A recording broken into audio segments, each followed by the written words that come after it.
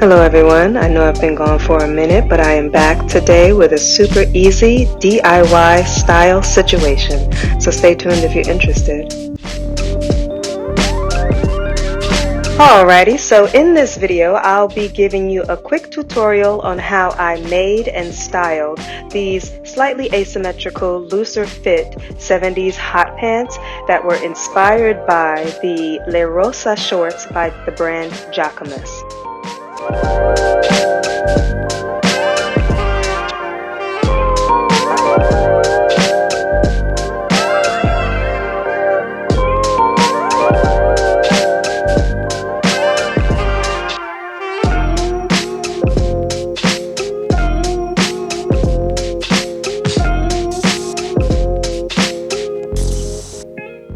Okay, so like I mentioned before, the high-waisted cut and style of these shorts scream the 1970s to me. So that is the direction that I went in when I originally styled them. And if you know me, you know that I'm a little bit, or maybe a little bit more than a little bit, obsessed with the 70s era and decade. So any excuse to go that route, I'm with it. Now, here's a look from the second time that I wore the shorts. I was in Orlando, Florida a few weeks ago visiting my niece, that fierce mama that you see pushing alongside of me, and the temperature was a little cooler, there was a chill in the air, and it was also drizzling, so I chose to layer up a bit. I wore a bodysuit with a shoulder pad t-shirt on top of that, and an embroidered vest on top of that, and I finished it off with some thigh-high boots.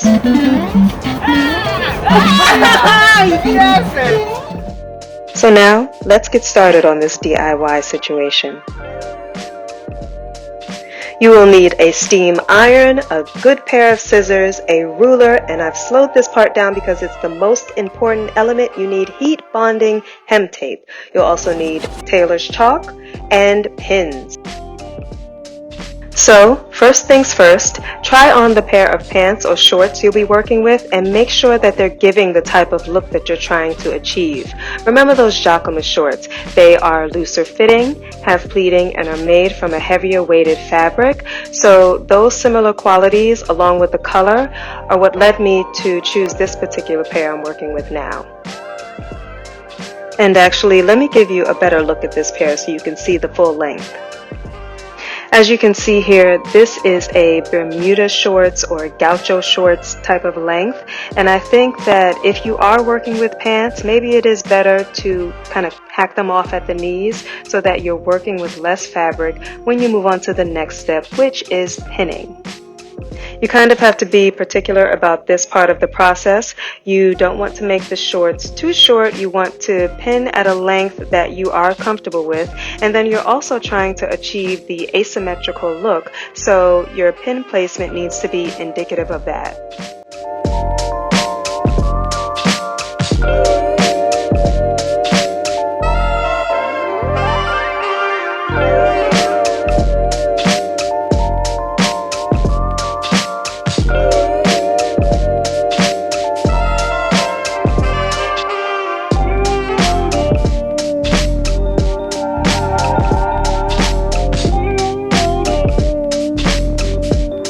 And I am done with the pinning, and apparently I'm feeling super cute and happy with the length because I am shaking the tail feather, child.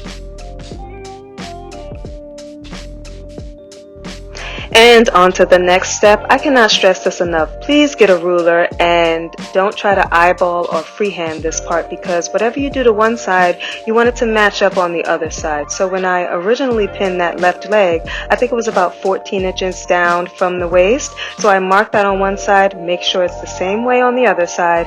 And then on the inside thigh, inner thigh, I think it was about 2 inches. So then I pull out the tailor's chalk and mark 2 inches there and then 2 inches on the other side, and only then can you pull out your pins. So once you've marked off your first line, you will mark off your fold line, your second line. And not gonna lie, I messed this part up. I measured down from my original markings 2 inches for my fold line when in actuality it should have been longer. And you'll see later on how I kind of had to remix the shorts because of this shortcoming, no pun intended. Once you've made your markings for the second line, you can grab your tailor's chalk and ruler and basically use those to connect the dots.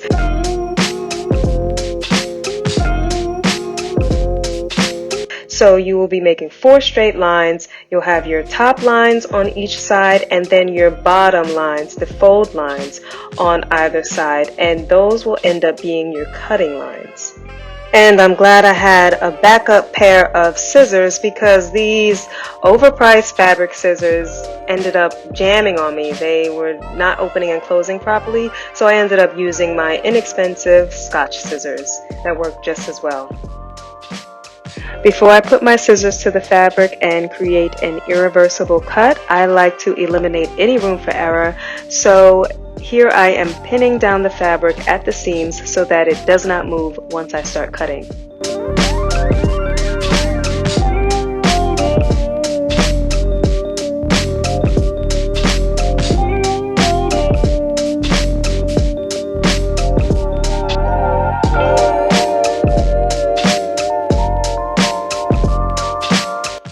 So full disclosure, I think this is the point where I realized I really had messed up on the fold that I wanted to do. Again, I measured down 2 inches. I thought I wanted a 1-inch fold, but that really was not enough space. Also, I didn't fully account for the lining being an issue. You see here, it's a different fabric completely, and I just wanted a more seamless look than that. So here I am trying to work out the situation on the other side without the lining.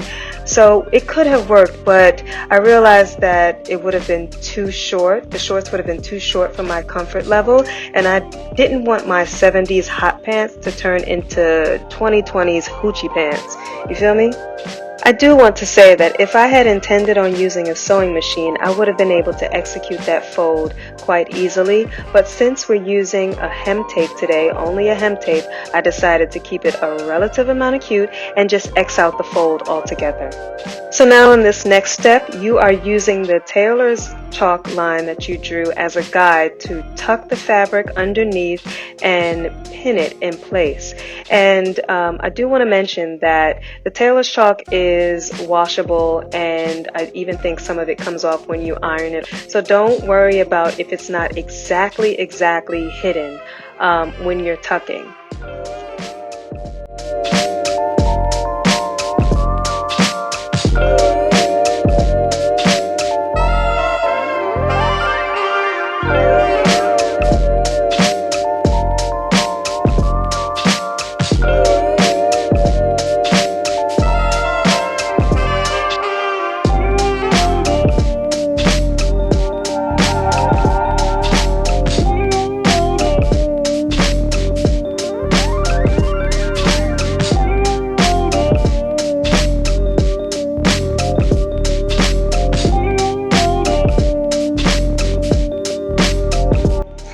And we have finally reached the last step in this process, which is hemming. So I have my hem adhesive tape. I love this one in particular because there's no extra plastic or anything that you need to peel off. You just cut these double-sided strips to the length that you need them and take it from there.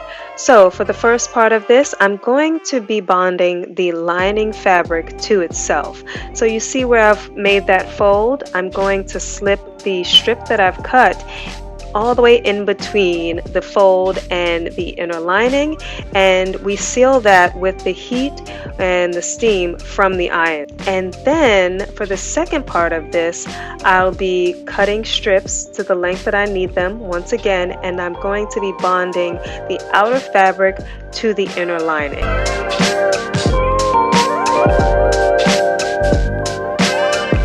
And again here, I just wanted to show you the double layers. So we bonded the outer fabric to the inner lining, and then the inner lining back onto itself to create a completely secure bond. And this isn't going anywhere. You can wash this, you can do whatever to the fabric and it will still remain secure. And now I'm just repeating the same exact process on the sides to bond and secure those as well. And look, there you have it, everyone. We are done. Now, wasn't that such a simple and quick way to revamp a pair of pants or shorts that you might have without the use of a sewing machine? I love the way that these came out. Even though they don't look how I originally wanted them to because of that little fold mishap, I do love them. And you can tell because I've worn them yet a third time. This is the other day in Brooklyn, and here in New York, the autumn air is crisp and the weather is brisk. So I went for a warmer layered look that is a little rocker chic with a nod to the 80s. So I have on stiletto booties, footless tights, a knitted turtleneck sweater, a leather motorcycle jacket, and I rounded it all out with some gold wire-rimmed aviator sunglasses. Thank you all so much for watching, and don't forget to hit that thumbs up if you like what you've seen today, and hit the subscribe button if you want to see more from me. Peace.